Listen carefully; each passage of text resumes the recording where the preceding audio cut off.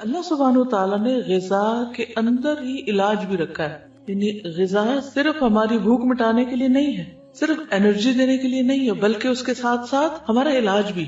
تو جب آپ کبھی بیمار ہو اور کچھ کھانے لگے اور سمجھ نہ آئے کہ کھانا چاہیے یا نہیں، تو دعا کر لیا کرے کہ اللہ تعالیٰ اس کو میرے لیے غذا اور دوا دونوں ہی بنا. ٹھیک ہے، تو کوئی بھی فوڈ آپ کے لیے غذا بھی ہے اور علاج بھی ہے. کیونکہ ہم تو اپنی خواہشات کے پیچھے چلتے ہیں نا، یا پھر شبہات کا شکار ہوتے ہیں. ایسی باتیں بنی ہوئی، ان کی کوئی حقیقت نہیں. پھر جب زندگی کا ایک وقت آتا ہے جب ہمارا جسم جو بہت زیادہ اس میں ٹاکسنز ہو جاتے ہیں، وہ غلط غذا کھا کھا کے جب وہ اپنے اثرات چھوڑنے لگتا ہے، تو پھر ہم کہتے ہیں اچھا چلو پرہیزی کر لیتے ہیں. تو پہلے سے اگر کر لیں تو زیادہ بہتر ہے. ٹھیک ہے، تو اگر میں آپ سب کو یہ ہوم ورک دے دوں کہ اپنا بلڈ گروپ جانیں اور اس علم کو مزید تھوڑا سا حاصل کریں، تو اٹس انٹرسٹنگ اور اس سے فائدہ ہوتا ہے. پہلی بات، یہ پہلا اصول کلیہ قاعدہ یہ ہے کہ صحت کو نقصان دینے والی غذا سے پرہیز کریں. محمود بن لبید رضی اللہ عنہ سے مروی ہے کہ رسول اللہ صلی اللہ علیہ وسلم نے فرمایا، اللہ تعالیٰ اپنے بندے کو جس سے وہ محبت کرتا ہو دنیا سے اسی طرح بچاتا ہے جیسے تم لوگ اپنے مریض کو کھانے پینے سے بچاتے، اور کھانے کی صورت میں تمہیں اس کی طبیعت خراب ہونے کا اندیشہ ہوتا ہے. اچھا، کچھ چیزوں کی الرجی تو بہت معمولی ہوتی ہے، لیکن کچھ بہت سیویئر بھی ہوتی، تو اس کا بھی آپ کو پتا ہونا چاہیے، اور جس سے ایک دفعہ نقصان ہو جائے دوبارہ اس راستے پہ نہ جائیں. رسول اللہ صلی اللہ علیہ وسلم نے فرمایا، جب اللہ تعالیٰ کسی بندے سے محبت کرتے ہیں تو اسے دنیا سے اس طرح روکتے ہیں جس طرح تم میں سے کوئی اپنے مریض کو پانی سے روکتا ہے. بعض بیماریوں میں پانی پینا نقصان دہ ہوتا ہے، کسی کو معلوم ہے؟ معلوم ہے آپ کو یہ بات؟ کچھ عرصے سے ایک میل اور ایک ٹوٹکا ایسا ہر ایک کو سرکولیٹ کیا جاتا ہے جس میں پانی پینے کے فوائد بتائے جاتے ہیں، اور کہا جاتا ہے کہ 6 گلاس اور 8 گلاس اور 1.5 لیٹر اور اتنا پانی تو سویرے پی لیں اور پھر اتنا پییں اور اتنا پیئیں. یہ نسخہ بھی سب کو سوٹ نہیں کرتا، کیونکہ کچھ بیماریوں میں زیادہ پانی پینا نقصان دہ ہے. کچھ ہے اندازہ آپ کو وہ کون سی بیماری ہو سکتی؟ کڈنی ریلیٹڈ، کیونکہ بعض لوگوں کی کڈنیز ویک ہوتی ہیں، پوری طرح فنکشن نہیں کرتی. جب آپ ایکسٹرا پانی پی جاتے ہیں تو ان کو کام کرنے میں دقت پیش آتی اور وہ نقصان دہ ہوتی. کچھ بیماری ایسی تھی جس میں صرف سپ پانی دیا جاتا ہے. بعض اوقات مریض کو پانی دیا بھی نہیں جاتا، صرف ٹھنڈی برف کو لے کے اس کو کہا جاتا ہے کہ اپنے زبان پہ لگا لے. تو پانی نقصان دہ ہے اس کے لیے. یس، وہ کہتی ہے میری خالہ کو 24 گھنٹوں میں 1 کپ پانی پینے کی اجازت ہے. اب اگر وہ اسی طرح کو ٹوٹکا پڑھ کے تو 1.5 لیٹر پی بیٹھے تو یہ پانی جو زندگی کی سورس ہے اسی انسان کے لیے نقصان دہ. تو یہ ٹھیک ہے، یہ ایکسٹریم کیسز میں ہوتا ہے، لیکن ویسے بھی ہر چیز کے اندر اعتدال ضروری ہے. کچھ عرصے تک تو یہ تھراپیز آپ کو کام دیں گی، کچھ عرصے کے بعد پھر وہ آپ کے لیے الٹا مشکل کا سبب بنے گی. ایک اور چیز یہ ہے کہ جب پانی پیئے مثلاً تو ایک دم انڈیلے نہیں، انڈیلنے سے پرہیز کریں. مسنون طریقہ کیا ہے؟ 3 سانس میں پینا، اور اس کو بھی جیسے گھونٹ گھونٹ پیتے ہیں، یعنی جیسے کھا کے پیتے ہیں اس طرح پیئیں. ٹھیک، ایک ہوتا ہم تیزی سے پی جاتے ہیں، تیزی سے نہیں پی، رائٹ، گھونٹ گھونٹ گھونٹ گھونٹ کر کے. یعنی یہ نہیں کہ آپ کے ہونٹوں سے حلق میں جا پڑے، ٹیپ کھل گیا اور وہ ڈائریکٹ وہاں جائے، یعنی کہ آپ کی زبان اور آپ کا منہ جو ہے اس کا مزہ چکھے. اس طرح پینا زیادہ فائدہ مند ہے. لیکن ہم لوگ ہر وقت جلدی میں ہوتے ہیں نا، ہم کہتے ہیں جلدی سے یہ کام کر لیں، جلدی سے وہ کر لیں، اور پھر بس کچھ اور کریں. تو ہے فرماتے ہیں کہ میں نبی صلی اللہ علیہ وسلم کی خدمت میں حاضر ہوا، آپ کے سامنے روٹی اور خشک کھجور تھی.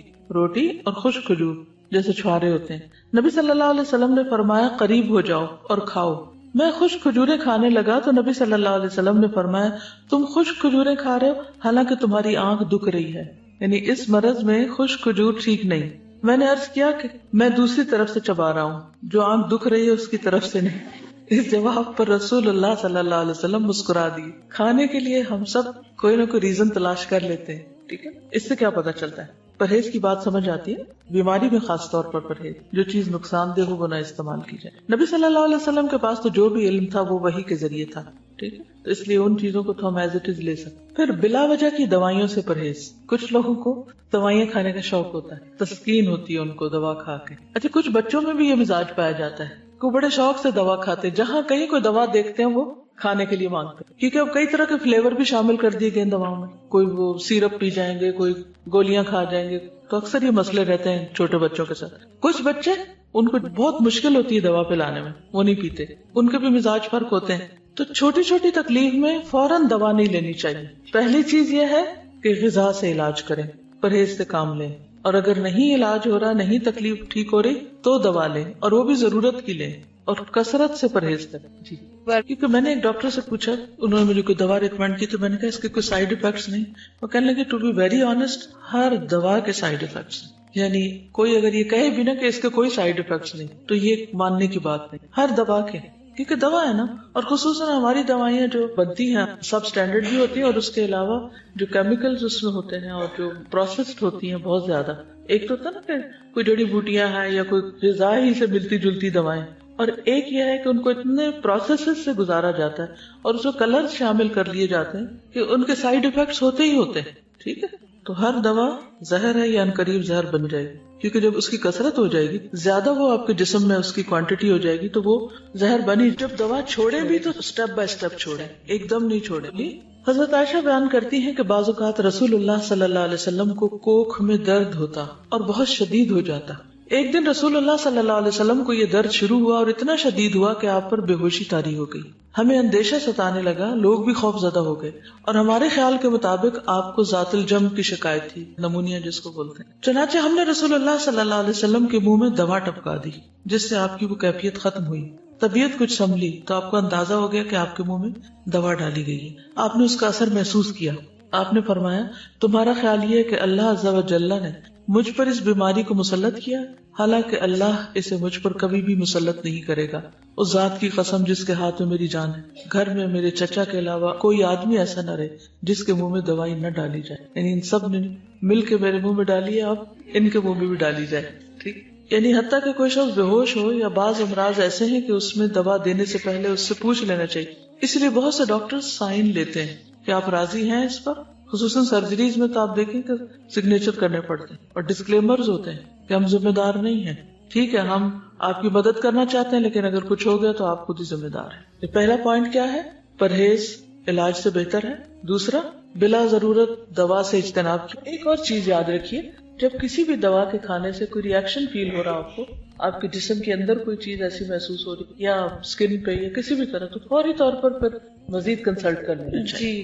پھر موسموں کے اثرات کا خیال رکھنا چاہیے. سخت سردی اور سخت گرمی کے منفی اثرات سے بچنے کے لیے ہر ممکن احتیاط اور پرہیز, گھر, لباس, خوراک, تمام چیزیں موسم کے تقاضوں اور ضروریات کے مطابق ہوں.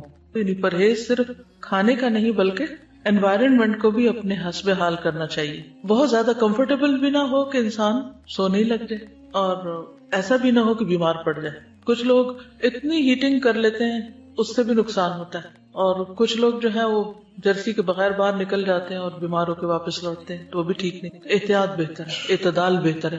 ہر شخص کو اپنے مزاج کو, اپنے جسم کو, اپنی ضروریات کو خود بھی سمجھنے کی کوشش کرنی چاہیے. اس میں بھیڑ چال نہیں کام دے گی کہ وہ یہ کر رہا ہے تو میں بھی, اس نے کچھ نہیں پہنا ہوا تو میں کیوں پہنتا ہوں. تو کسی کی نقالی مت کریں, اپنے مزاج اور اپنے بدن کو سمجھیں کہ وہ کیا چاہتا ہے. اب اس میں آپ دیکھیے, جیسے موسموں کے اثرات کی بات کی نا, تو سردی سے بچیے جب سردی زیادہ ہو, گرمی سے بچیے جب گرمی زیادہ ہو. اسی طرح اگر بہار کے موسم میں آپ کو کسی خاص پودے سے الرجی ہے یا اور کوئی چیز سوٹ نہیں کرتی, تو اس سے بھی بچنے کی ضرورت ہے. پھر وبائی اور متعدی امراض.